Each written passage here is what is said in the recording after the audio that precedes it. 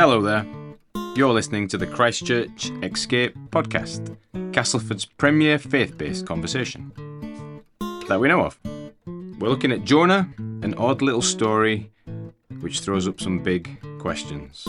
We can't afford the experts, so we might not get to all the answers, but if your week could do with an honest, hearty conversation about what it means to have faith and hold the Bible, this is the place for you. In today's episode, we ask, is it okay to be angry? Is there such a thing as righteous anger?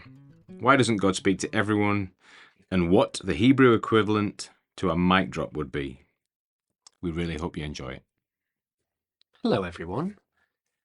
This feels odd because we've had a week of not doing this, a week of not sitting in the church office. We're still in the church office. It's not as warm tonight. And at least we've all missed it.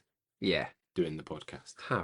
We were just saying, I've just missed recording it. I missed recording it because this is a chance for me to process my thoughts. I know I'm just that sort of person who likes to talk something out and discuss it to get it bedded in. Verbalizing is part of your process. Yeah, some people would probably call it active learning. I think that's the modern term for it. But yeah, I have to talk it through. Yeah, try and teach it to myself. But yeah, I missed that. I missed talking through it, and I missed listening to it midweek. I hope other people are getting the same out of it. And yeah, that if you are listening, wherever you are listening to this, that it's helpful. Maybe, possibly. Joyous. No, we're joyous. not just helpful. It's not joyous, hilarious. Hilarious. I hope this is the most helpful thing in your life that you've ever listened to. The highlight of the whole week. Yeah. It's 10 minutes away. Yeah. Well, we missed it last week. Maybe. I want to cover... For good reason, didn't we? We missed it because we had... Are we going to blame a baptism? We missed it because of baptism. We missed it because we were celebrating. Things you miss out on in life. Yeah, so there's a baptism. Instead of... That famous Christian gripe. Yeah. Instead of... more specifically than blaming baptism, instead of recording this, we were eating Domino's pizza and drinking fizzy drinks. With the rest of church. Not just us. Not just us on our own. And there's only 3 of us here tonight. I should say that as well. There's me, Matt, and Ash and Jude. And Joe's not joined us. Paul's not joined us.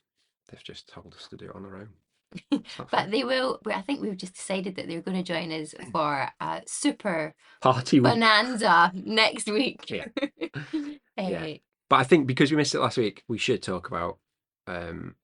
we're kind of in the same patch, same reading this week, or the same. It was part of the same reading that we had last week, which is this very weird chapter 4 of Jonah. The chapter that's not in the kids' books. Yeah. Interestingly. In spite of the fact that it's a quarter of the book. Yes. Right. It's really not quite a quarter of the book, is it, in terms of words? But it's definitely not an appendix in the actual book, but almost in a kids' book of Jonah. It would be like an appendix, small writing or something. I think it's where God makes I think it's where God makes the big, or where the big point is made. Anyway, so it's not interesting that we've left. As if that point hadn't been made already. Yes, but it is hit. It's hit. I think it's hit hardest at the end. I think it's funniest and most satirical and bluntest. You said tonight that it was your favourite bit of the book. Did you? Or did wow. It was. I mean, yes, I did say that, but that was probably. Did you mean it, or was it a lie? You just lying to the congregation? Yes, I'll just say anything to get people to listen. No, I thought it was. This was my favourite, guys. Honest. So still listen. Yes, I think, and perhaps because I've not paid it a lot of attention in the past, but yeah, it definitely. I think it's really clever. Yeah. Now the point. I think Jonah's caught out. He at last. He at least, even whether he. I mean, we don't know, do we? Interestingly, I read the end of a Tim Keller book. So is it an out? What do you have at the end of is it not an outro? What do you have at the end of a book?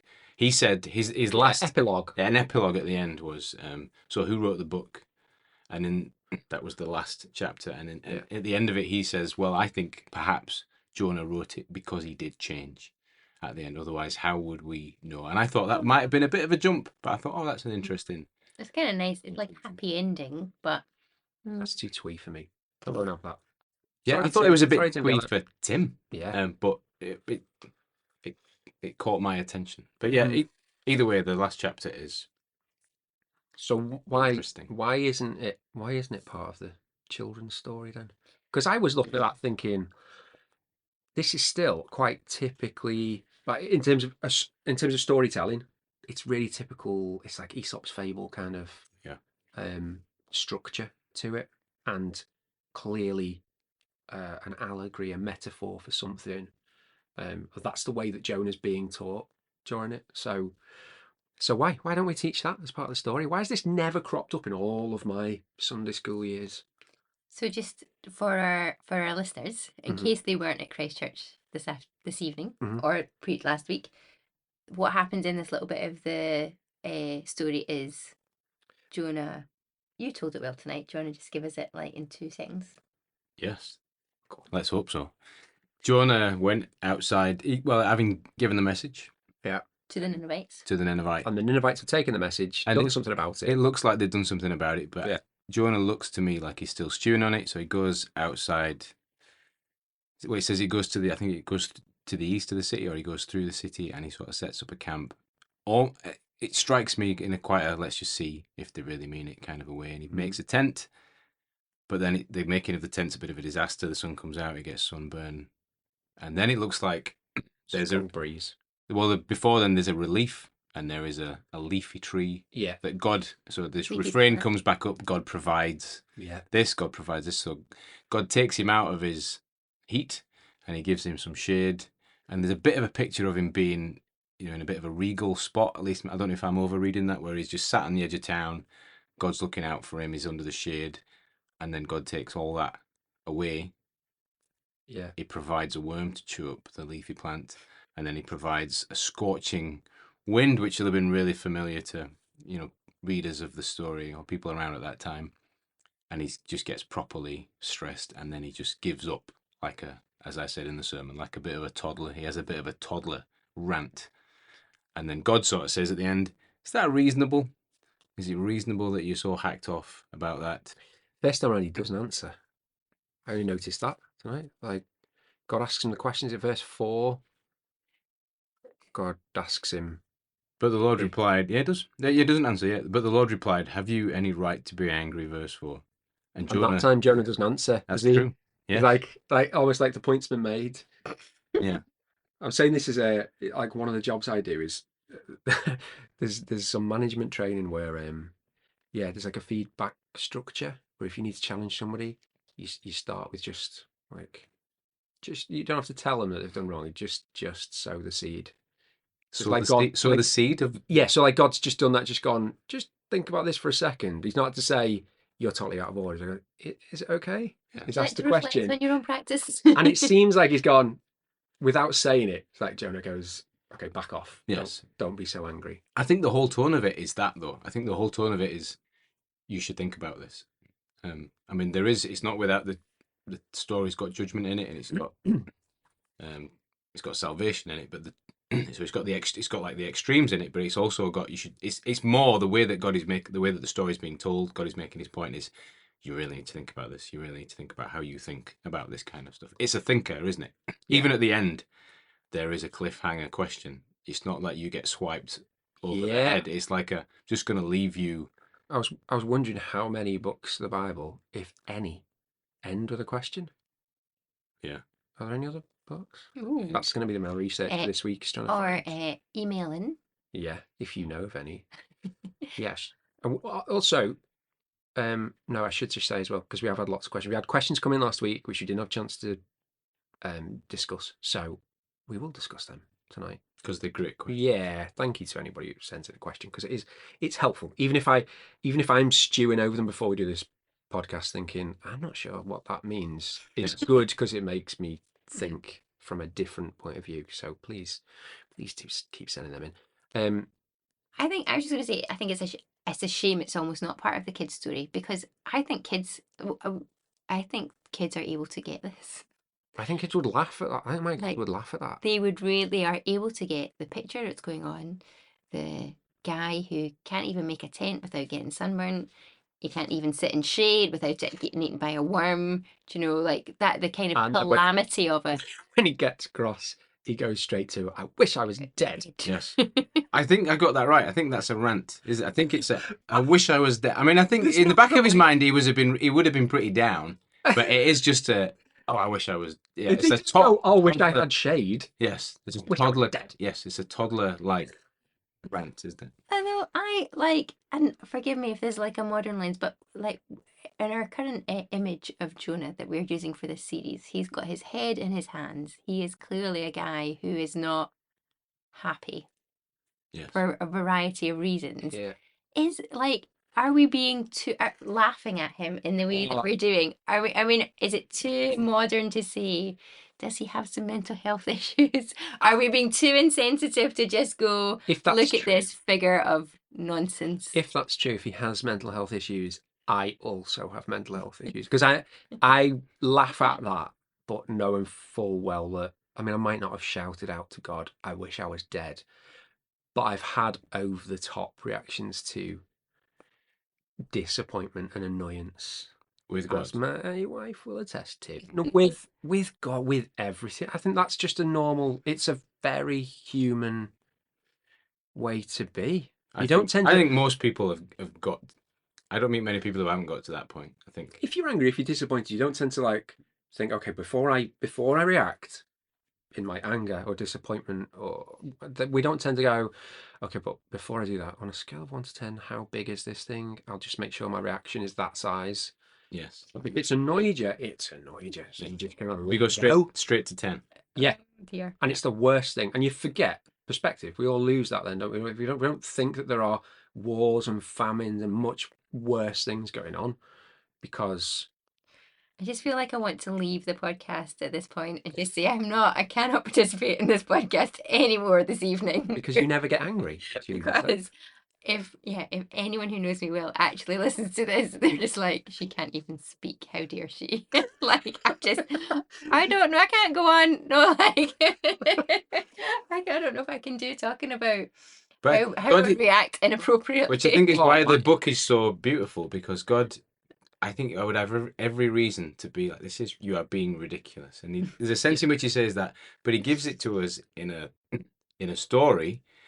So I think satire is actually a gift, because it's actually one of the few ways that you're able to see yourself. Like the way Alan Partridge speaks to me gets things across the flaws in me and people of my age that nothing, like I can't learn it in any other way other than it's made smartly and funnily, and then I see a glimpse of myself. I see enough of myself in it and able to change. So I think God recognize how ridiculous something is, and then go, oh, there is a bit of that in me though. So if I don't want other people to be laughing at me, at my behaviour, then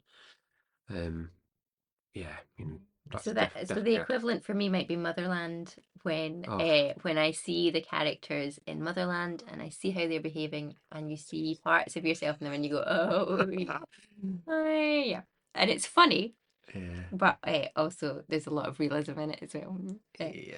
But it might be the only way that some of those flaws could be acknowledged. I think it's a sign of God's grace that He speaks to us in Motherland.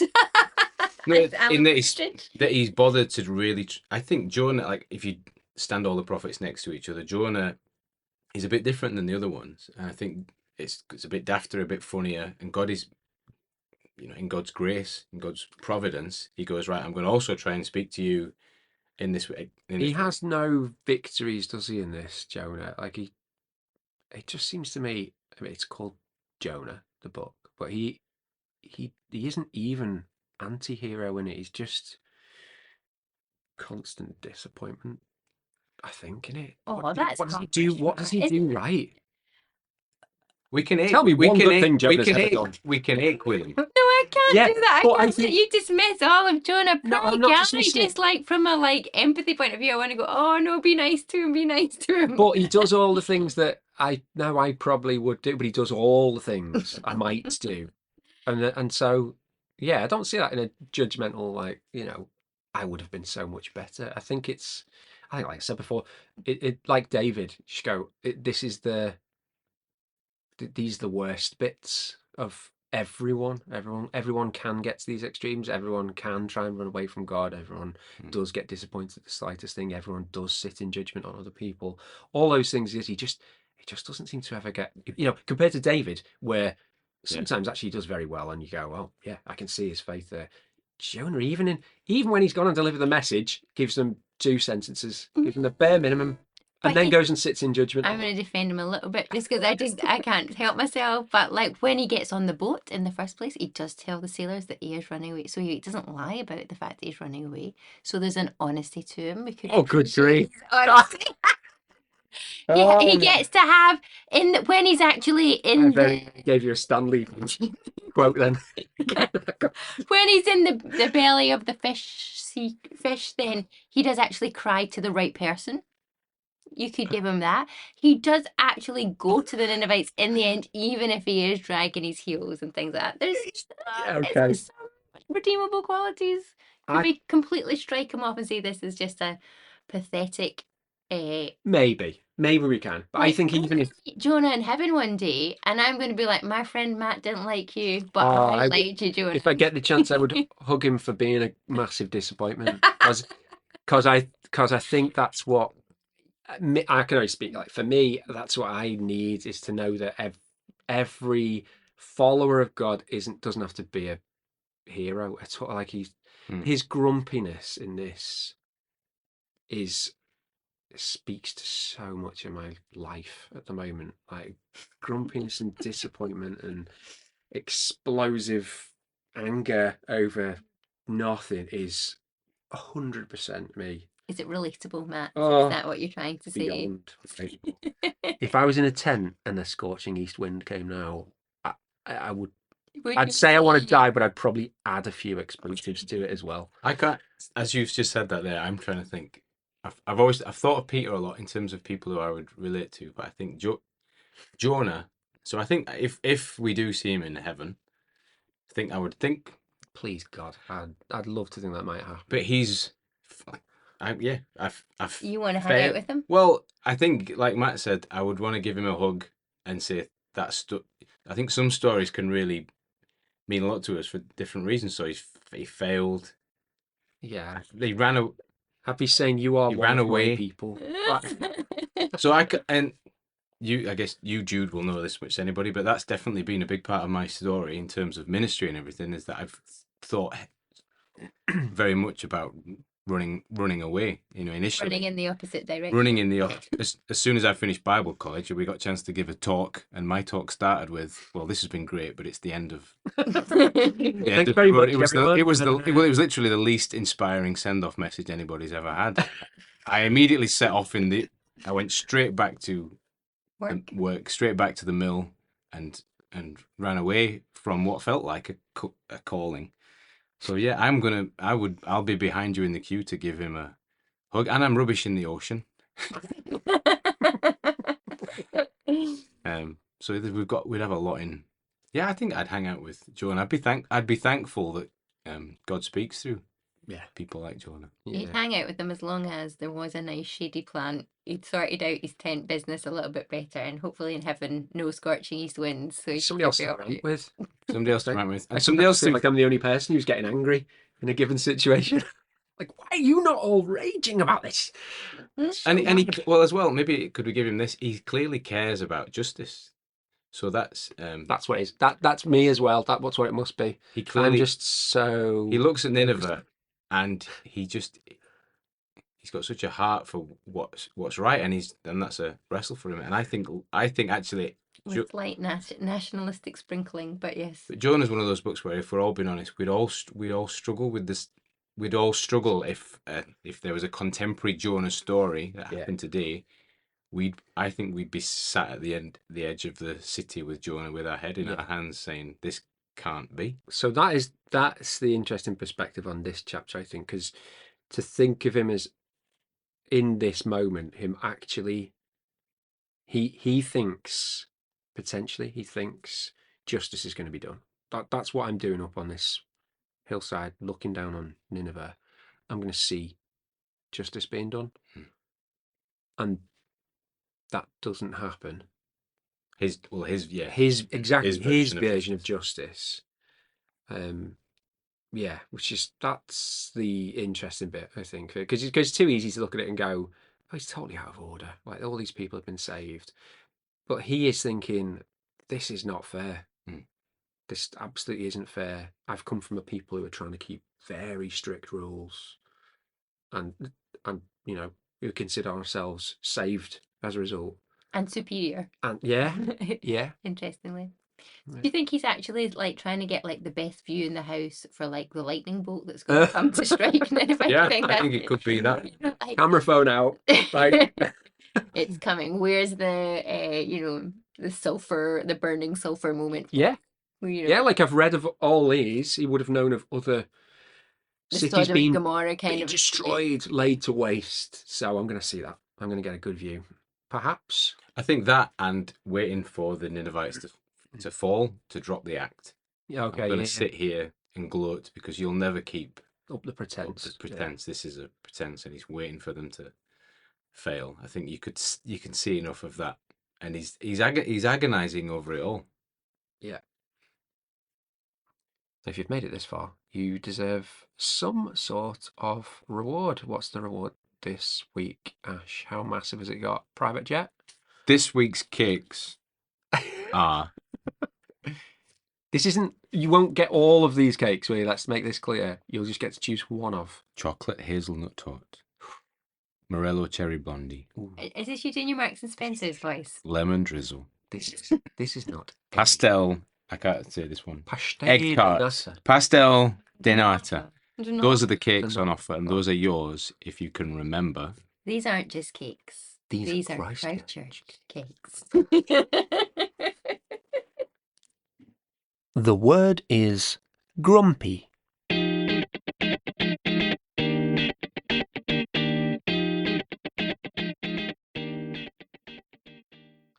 Okay, let's get into some actual questions then from real people, not us three who have sent stuff in. So, good question.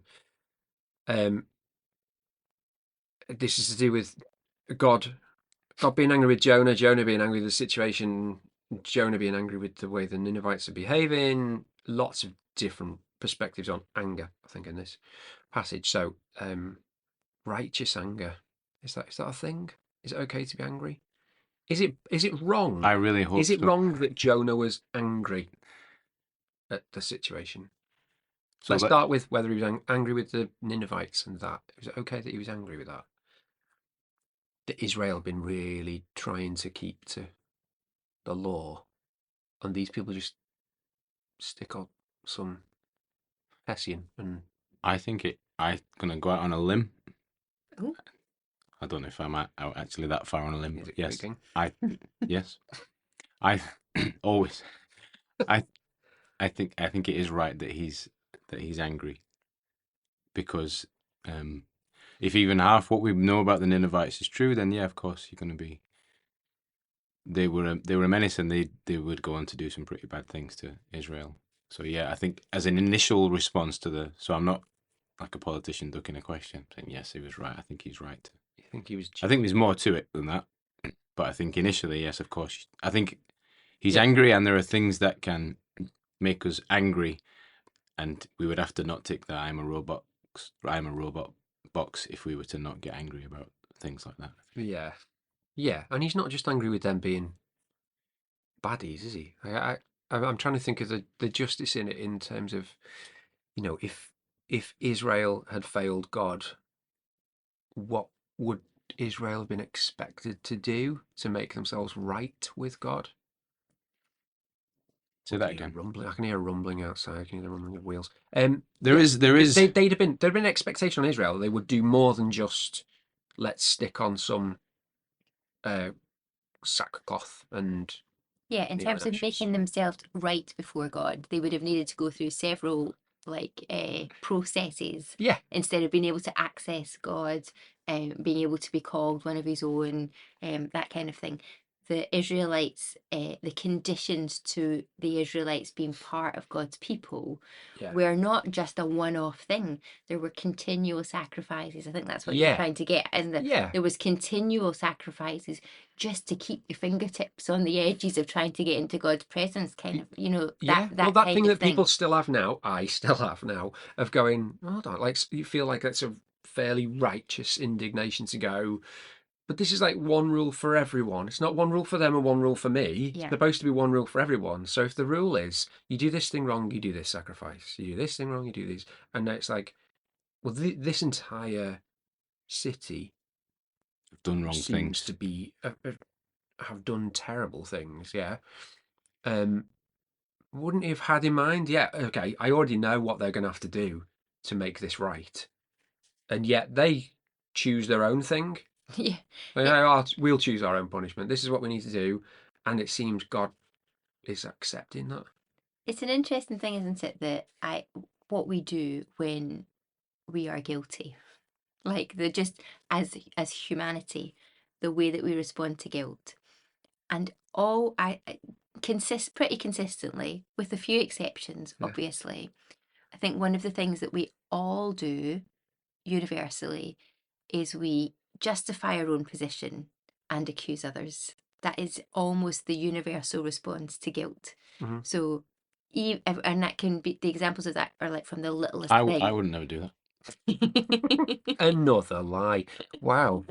Racking them up. Just justifying my own position. But a little thing to the biggest thing, do you know? So you eat the last chocolate biscuit in the house when Guilty. you know that wasn't your chocolate biscuit to eat and that was for somebody else, then, Do you put your name on them, do you? And somebody comes through.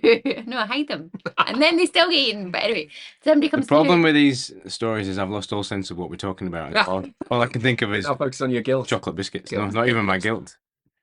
So then somebody comes through and goes, "Did you eat that chocolate biscuit?" Our immediate response is, "Yes." But I've not eaten this today. Try and justify it. We justify and minimise our own sin. And then almost immediately there's any challenge, we then go to, "But last week you ate da-da-da-da-da-da-da." That is universally how we respond to guilt. It's just and like an instinct in us almost. Like, I'm sorry about the chocolate biscuit. I realise I've lost Ash, but that's what we do. And I think there is a sense in which now we have been really clear about how the Ninevites were worse than anybody. Like they were a terrible bunch. But there is a sense in which the Israelites weren't great. Yeah, well, and the one representative of Israel in this story hasn't done great to this point. Hasn't been great either. And nor has he done anything to rectify that, has he? Or at least we don't know that. There's no mention so far of how he's made that right with God. And we don't know what else he was angry with. Clearly, he was a grumpy guy. We've established this. He's got other issues. He could have other issues. But is everything okay? I think it's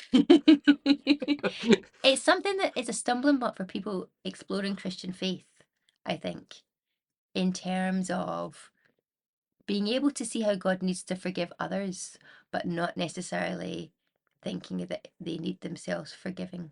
Like they themselves might not be that bad, or I mean that's not true for everyone, but certainly I've had conversations like that with people over the years of, I kind of get the Christianity thing, but I just don't think I'm that bad. Do you know? Yeah, relatively speaking. Look at them, how bad they are. And I think part of what's happening with God reaching the Ninevites is he's saying, like we heard that tonight, God is for everyone. And he's saying, I need to forgive you all. And there's just so much uncomfortableness with that. Slightly distracted in the room because there's a weird rumbling coming from next door. I'm assuming that's wheels on something.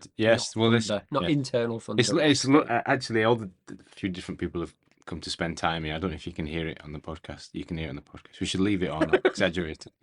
So yes, when people come in and like tradesmen come in and do jobs, they'll say there's ghosts here. Mateo, who used to work for the church, got quite freaked out initially. Said, "Ash, I need to tell you something. Something terrible happened today." There was, and it's all it is there's a corridor outside the church office, and people wheel trolleys up and down it, or it's Ash's stomach. Also possible. Okay, have we come to a conclusion? Is there such thing as, so this is righteous? You think he's righteous in his anger? Yeah, Jonah. I think he.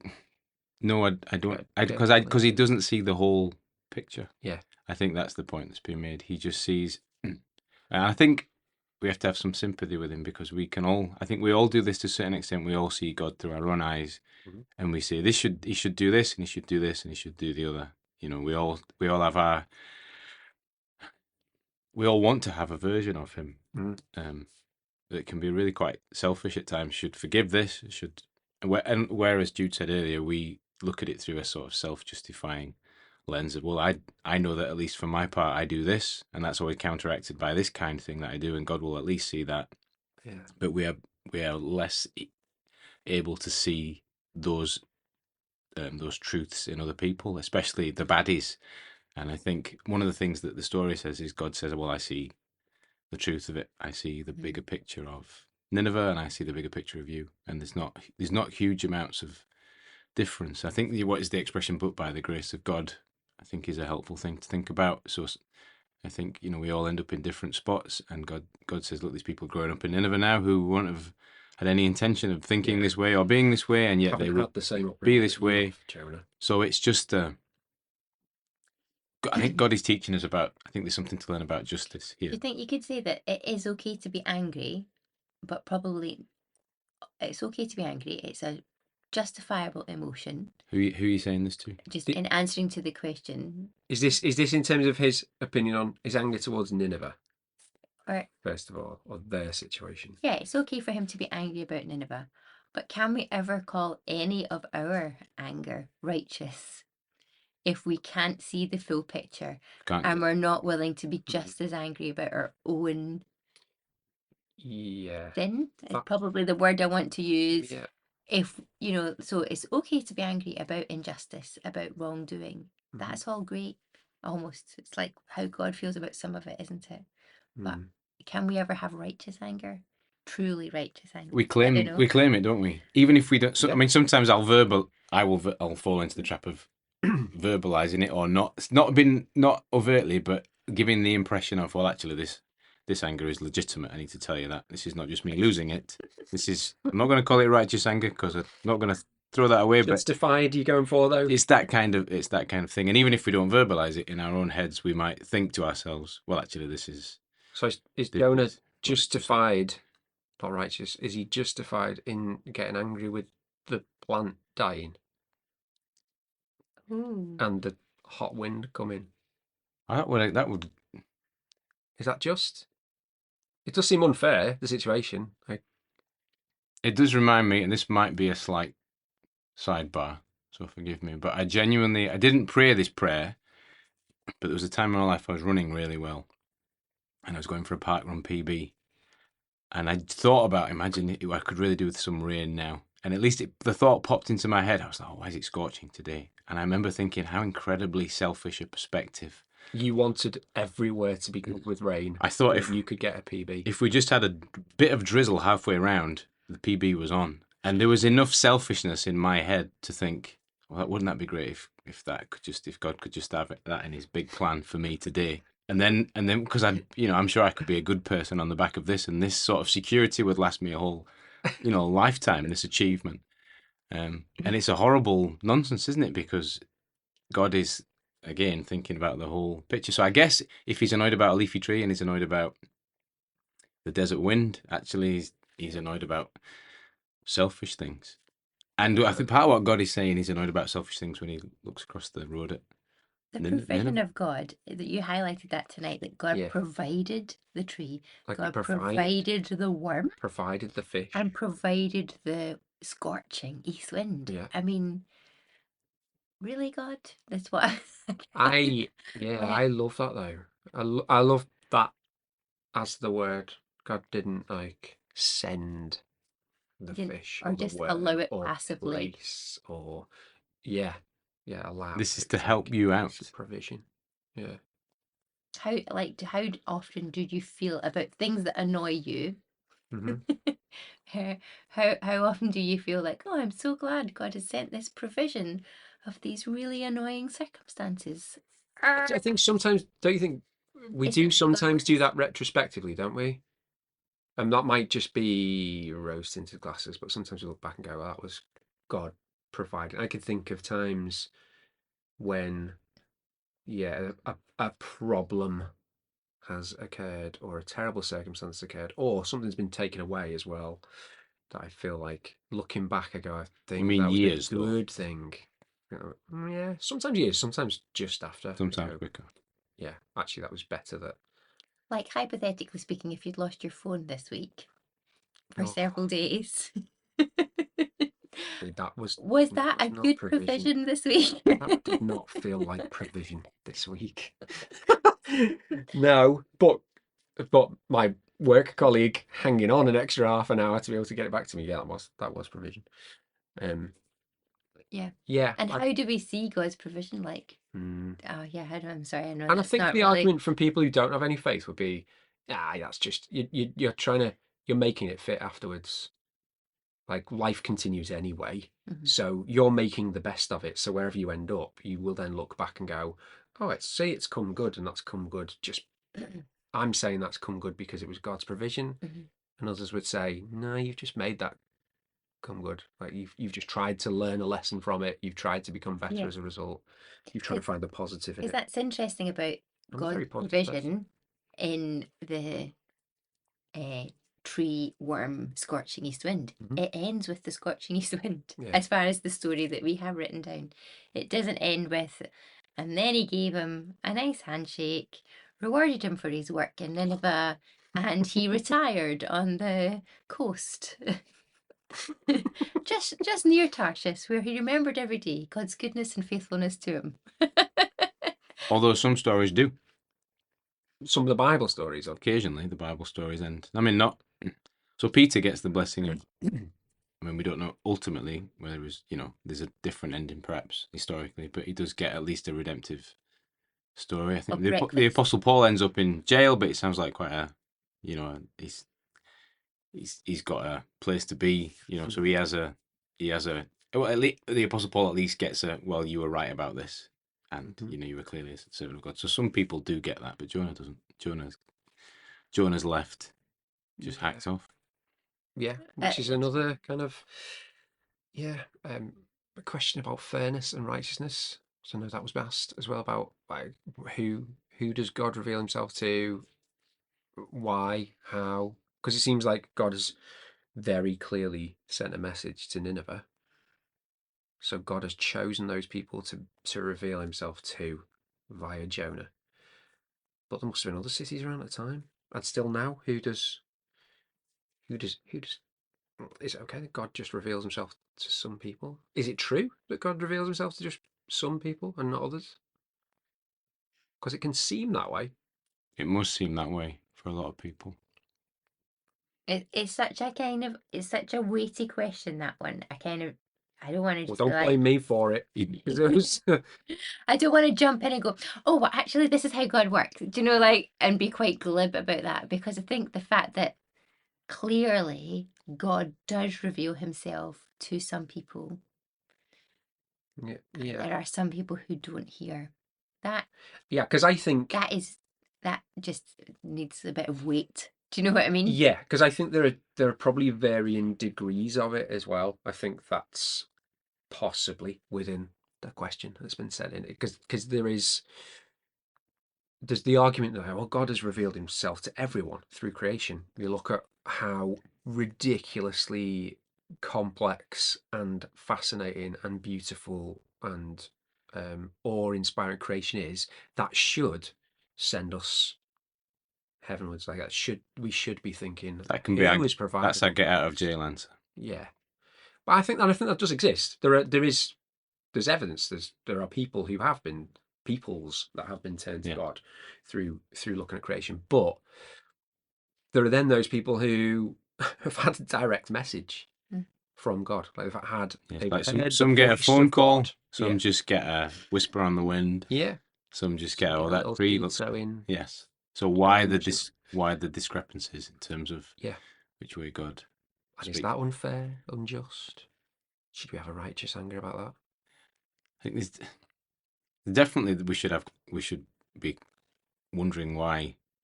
They'd definitely be wondering why that is. I mean, you could But equally say in this moment, God. I mean, we wonder why God goes to Nineveh, and yet perhaps at this moment Nineveh would have been the greatest city around. So there's a sense in which, I mean, it's hard to get your heads around it, but God would speak as much through that to as many people as He would in any other way. So you could make a converse argument and say, oh, God is actually There's some strategy to this. So the God's. I've heard that argument before for Christ coming when He came, the time He came, the circumstances that He were in, that the message He was going to. It had to be those people at that point in time, because that would then lead on to 2,000 years. That was definitely an attested argument, at least that I heard about 10 years ago, Pax Romana, that kind of thing. That, yeah. I mean, I think you could, with the birth of the internet, you could present a contrary argument to say, well, naturally now. Could have come a bit later. Yes. When the internet was around. Yes, but I think. So he came, something like, so the Greeks had already established the tradition of like writing things down and ordering and like. Because of Roman rule, Roman that peace spread. Yeah. It was allowed to spread and things like that. Yeah. So that is an argument, but I would think that to Europe. What does God call us to? He calls us to. What is God looking for in us? I mean, this might be a struggle for some people, but He's looking for a response. He's looking for faith. He's looking for people to search for Him, and it's not just in terms of how would that be orchestrated? How would that come to happen? There's a sense in which this is a God whom we know lots about, but we don't know everything about. So there is, and I'd like to think mystery. in a similar way to this story as well. Like God provides based on what God knows of us and knows of those people. Mm-hmm. So He has provided for Nineveh to teach them by sending Jonah on this quest that he doesn't want to do. He's also provided for Jonah by sending a worm to eat a plant. Yeah, that's so He just gives us what we need. And I think, I know this sounds terribly glib, but like maybe we just have to trust that God knows what all people need, and still some people might reject it, even though when they're given, even people who are spoken to directly by God, we wouldn't know of those that they've heard the voice of God but said no, because they just wouldn't go and tell anybody that they've heard the voice of God. So, do you think that, I mean, in terms of us living in a fallen world and and in brokenness, do you think that our unwillingness to share God or to share the message of God, do you think that can ever lead to people not hearing? Because definitely in my youth, that was maybe used as a bit of a guilt for sharing your faith. Like, if you don't tell them, who will? Like that kind of thing. You are their one chance. But then I think, I don't know. I don't want to just rubbish that altogether. No, because the flip side of that is we all go, no, it doesn't matter. God will just speak to them somehow. So I don't need to do my part. Somebody else will. And then nobody does. Yes. So if nobody does, creation is that God's fault? If you like, that nobody does tell them, or I don't have an answer to this. I'm just like, where are we at with that? Because probably. Yeah. How much responsibility should we take? I've rejected in some part rejected if you don't tell them, who will? Because of the guilt that came with it, and it was just loaded, because of the guilt I perceived in that, and it felt. Yeah, guessing that guilty conscience was already there. But so in my kind of just like, oh no, but then like you say, you throw the baby out with the bathwater a little bit with that, and nobody needs to evangelize because creation will speak to God. Take a lifetime, like, because whereas when I was younger, it was like, well, God could come back any moment, so you've got to tell them now. Like a thief in the night. I'd be looking in your eyes when you sang that. The flip of that is we can take a whole lifetime having genuine relationships and really getting to know people, and quietly every now and again just modeling who Jesus is, and that will tell. And like the world's apartness of that is ridiculous. Like, where do we sit with that? I don't know. When Jesus was asked this kind of question, when everyone kept asking Him for a sign, and he points. It's interesting, I think, given the question that's being asked, why does God speak to some people and not others? Jesus gave quite an abrupt answer. He's like, you're not going to have a zillion signs Yeah. about I'm this. not going to do the magic show. I'm not gonna do the magic show. And then he says about this. He points to this story, which is interesting. I think it's the question that's come up. He says, "Oh, you've been given. You're not going to get a sign other than the sign of Jonah." So I think it is interesting that Jonah story, this odd story about the fish, has actually spoken volumes over eons. You know, it was appointed to Jesus, and then it has, and now we're sat in with a corridor running past the office in a leisure centre in Escape, and we know, you know, this story speaks to us. So I think Jesus, we have to at least factor in Jesus as quite a pointed answer, as you're not gonna. He doesn't feel the need to explain that. He says you're not going to get you've been given a sign. There is a sign. There are signs there. There is enough. I think you could say that Jesus doesn't say why he's not speaking to everybody. He says, I've said it. He's there's a loud enough noise out there for people to turn to me. There are enough examples, I think, in the Bible of people who've seen signs and wonders and still don't believe. Yes. So yeah, I think it's a bit ridiculous of us to think, oh no, well, if everybody got spoken to in this way, like Nineveh did, then everybody would believe. Because I just think some people's hearts are too hard for that. It just wouldn't happen. It wouldn't matter if you see it. People explain away miracles.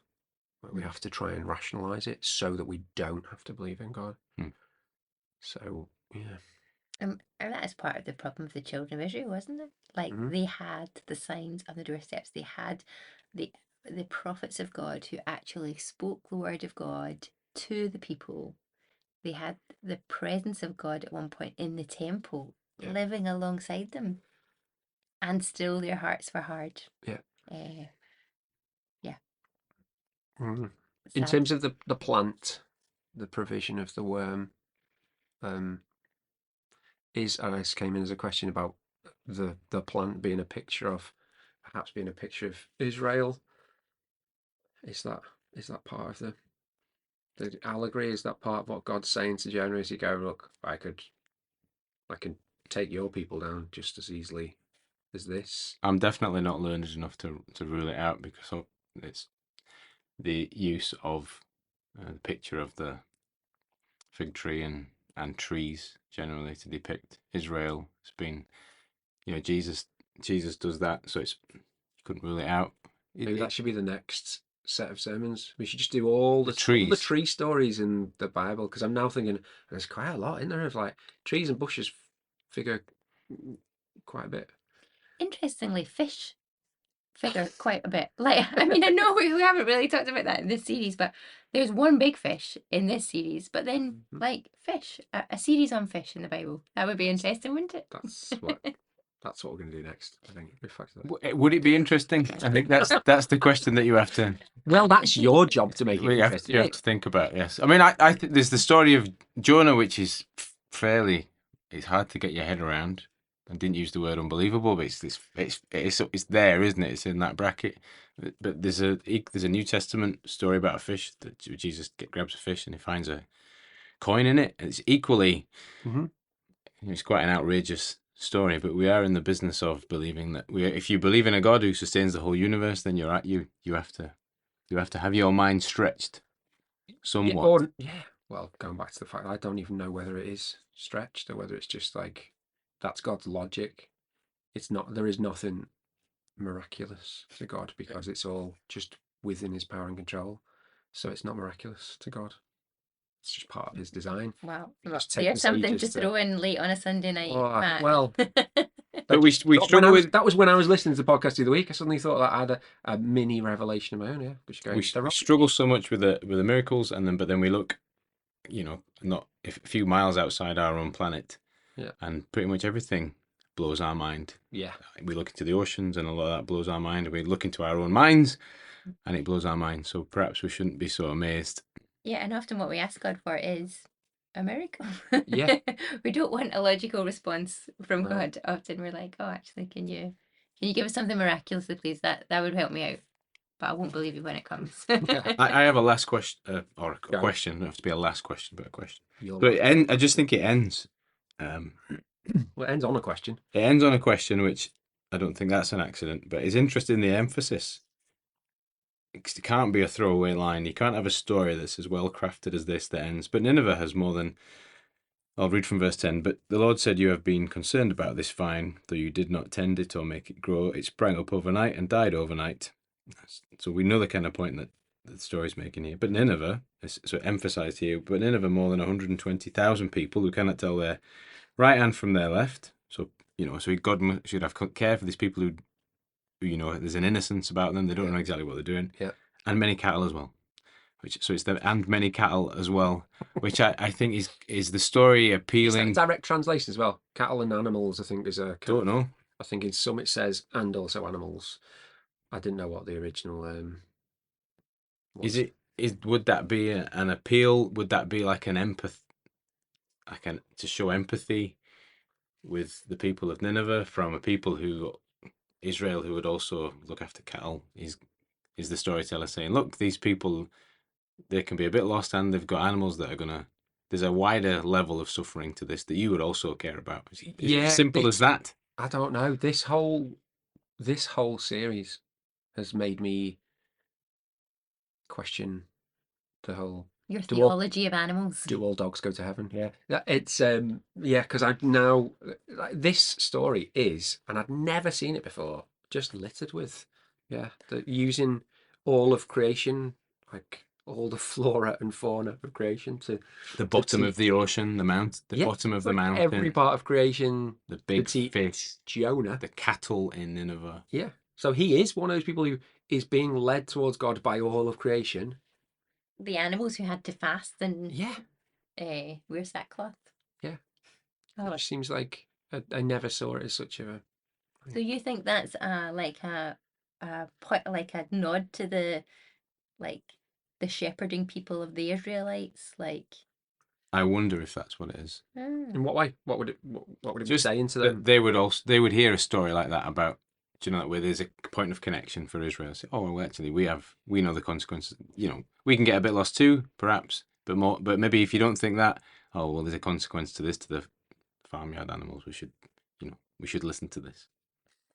Or they have care for their animals if they're a shepherding nation. Yes, that kind of thing. We should listen to this because of them. Is that what you're saying? Well, yeah, and I think it is an odd point of emphasis, but I'm wondering if the people that would, we brush over that. I didn't mention it in the sermon tonight, but I wonder if you are one of the children of Israel and you are out and you're hearing this story, as you're tending your flock, that would grab your interest a little bit more. I'm just thinking about what Jesus says when he says, the how much more. Like, if he watches over the lilies of the valleys and he clothes the birds, like with beauty and splendor, like, that kind of what it makes me think of. Look, I care for the people, but I even care for the animals. And if I care for their cattle, how much more am I going to care for the Ninevites? And how much more do I care for you, my people? This is the whole point of it's what it's teaching us about God, isn't it? I am a loving God who is really gracious and slow to anger. And he doesn't, but it's not as direct as that, is it? Because it is a question, and I'm being a bit reductive in the way I'm wording it, but he is just saying, like, you want me to be concerned, or you're concerned about that little plant. But am I then supposed to be concerned about 120,000 people and all their animals? And it doesn't, again, there's no answer to it. It just leaves it with that question. And is that supposed to be then to us? Like, what do you think? You're bothered about this little thing. Should I not be bothered about all of this instead?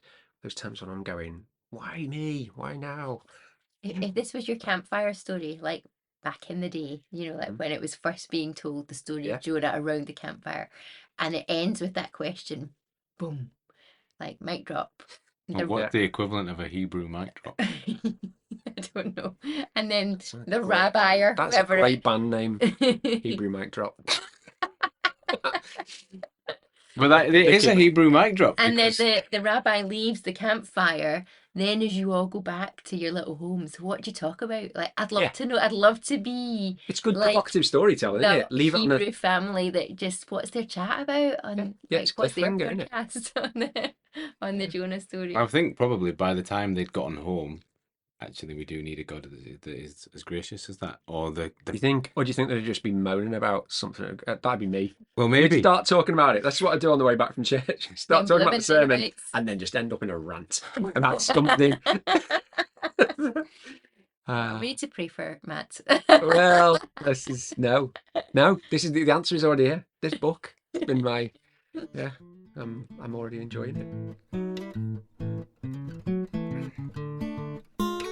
Thanks for listening. Hopefully this is helpful, and hopefully this chat's prompted some other questions and comments. So if you do have anything to say, then please keep it clean. But please do get in touch via email at hello@xchurch.org.uk.